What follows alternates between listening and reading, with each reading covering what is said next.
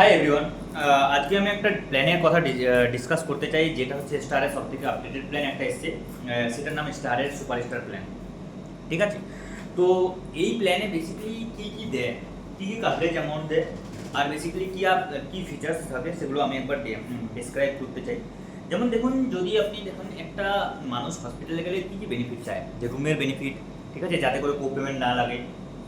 আর third হচ্ছে রুমের যেন কোনো মডিফিকেশানস না থাকে, রাইট?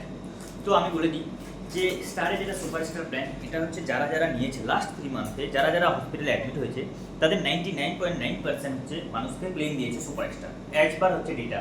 ঠিক আছে, আর সেকেন্ড যেটা আমি কথা বলবো, রুম রেন্টের মডিফিকেশানস, মানে স্টারে যারা সুপারস্টার প্ল্যানটা নিয়েছে, ঠিক আছে, তো এখানে কোনো রুম রেন্টের কোনো মডিফিকেশানস নেই, যে কোনো পার্সন যে কোনো রুম অ্যাকোয়ার করতে পারে। এখানে বাই চান্স যদি উনি আইসিইউ কিংবা আইসিসিউতে অ্যাডমিট হন, তাহলে সেখানে আইসিইউ কিংবা আইসিইউর পুরো কভার কিন্তু কোম্পানি পে আউট করে। ঠিক আছে, যেটা আমরা দেখবো এবারে রেজিস্ট্রেশন কভার একটা হচ্ছে থাকে, যে কোনো প্ল্যানের মধ্যে যদি রেজিস্ট্রেশন কভার থাকে, মানে এই প্ল্যানটা নেওয়ার পরে যদি উনি প্রথমবারে ডেঙ্গুর জন্য হসপিটালে অ্যাডমিট হলেন, যদি 10 লাখ টাকার খরচা হয়ে যায়, সেকেন্ড টাইমে আবার যদি হসপিটালে 10 লাখ টাকা বিল আসে, উনি যদি আবার হসপিটালে ভর্তি হন কোনো আলাদা ডিজিজের জন্য কিংবা সেম ডিজিজের জন্য, তাহলে কিন্তু আবার 10 লাখ টাকা অবধি কভার দেবে কোম্পানি। ঠিক আছে, যেটা আমি থার্ড পয়েন্ট মেনশন করব, যেটা রিনিউয়াল বোনাস। রিনিউয়াল বোনাস কি থাকবে, ধরে নিন একটা প্ল্যান নিলেন, ঠিক আছে, আর একটা প্ল্যান নেওয়ার পরে হেলথ ইন্স্যুরেন্স প্ল্যানে কোনোদিন পয়সা ব্যাক আসে না। ঠিক আছে, তো পয়সা ব্যাক আসে না, তো কোম্পানি এর বদলে কি দেয়, যদি 1 বছর মানে প্ল্যানটা কন্টিনিউ করে নেন, তাহলে সেকেন্ড ইয়ারে আপনার যেটা হচ্ছে কভারেজ অ্যামাউন্ট নিয়েছিলেন, ধরুন নিন 10 লাখ টাকার একটা কভারেজ অ্যামাউন্ট নিয়েছিলেন, তার 50% টাকা, মানে হচ্ছে 10 লাখের 50% মানে হচ্ছে 2.5 লাখ টাকা। 2.5 লাখ টাকা সামনের বছরে অ্যাড অন হয়ে যাবে, মানে হচ্ছে 12.5 লাখের একটা পলিসি হয়ে যাবে। কিন্তু এটা মনে রাখবেন, এখানে পেছনে একটা টার্ম অ্যান্ড কন্ডিশন রয়েছে। সেই টার্ম অ্যান্ড কন্ডিশনটা হচ্ছে যে একটা পার্সন সেকেন্ড ইয়ারে max two max one time, মানে অ্যাট এ টাইম 12.5 লাখ টাকা অবধি খরচা করতে পারে, তারপরে কিন্তু 10 লাখ টাকার মধ্যেই কভার করতে হবে।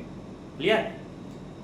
তারপরে আমি থার্ড কেস যেটা বলবো, যে ক্যাশলেস হসপিটাল। যদি আমরা হচ্ছে এখন বর্তমানে স্টারের ক্যাশলেস হসপিটাল দেখতে যাই, সব থেকে বেশি যদি ক্যাশলেস প্রোভাইড করে স্টারের সুপারস্টার, সেখানে আমরা যদি দেখতে যাই 13,704খানা ক্যাশলেস হসপিটাল প্রোভাইড করেছে। যদি বলি কোপেমেন্টের কথা, এখানে 100% পেইড বাই ইন্স্যুরার। তবে আপনারা একটা জিনিস আছে এখানে, যে কিছু কিছু রাইডার আছে, রাইডারগুলো জাস্ট আমি বলে দিই, রাইডারগুলো আছে সুপার স্টার বোনাস, ঠিক আছে, লিমিটলেস রাইডার, ঠিক আছে, high end diagnostic rider, annual health checkup rider, durable medical equipment rider, মানে অনেকগুলো রাইডার আছে। ঠিক আছে, এখানে শুধু আপনি নন মেডিকেল রাইডারটা যদি অ্যাড করে নেন, তাহলে একটা মোটামুটি পরিপূর্ণ হয় আর কি প্ল্যানটার ব্যাপারে। ঠিক আছে, তো যেটা থাকবে, আমি থার্ড যেটা কেস বলবো, আমি pre and post. Pre hospitalisation মানে কি, যেদিন হসপিটালে ভর্তি হলেন, লাইক কোনো একটা ডিজিজ, ধরে নিন ডেঙ্গুর জন্য হসপিটালে অ্যাডমিট হলেন, তার থেকে 90 দিন মানে 3 মাস আগে যতগুলো ডক্টরের সঙ্গে কনসাল্ট করবেন, কিংবা মেডিসিনস নেবেন, কিংবা ডায়াগনস্টিক টেস্ট করবেন, এগুলোর টাকা কিন্তু কোম্পানি পুরোটাই পে আউট করবে। ক্লিয়ার?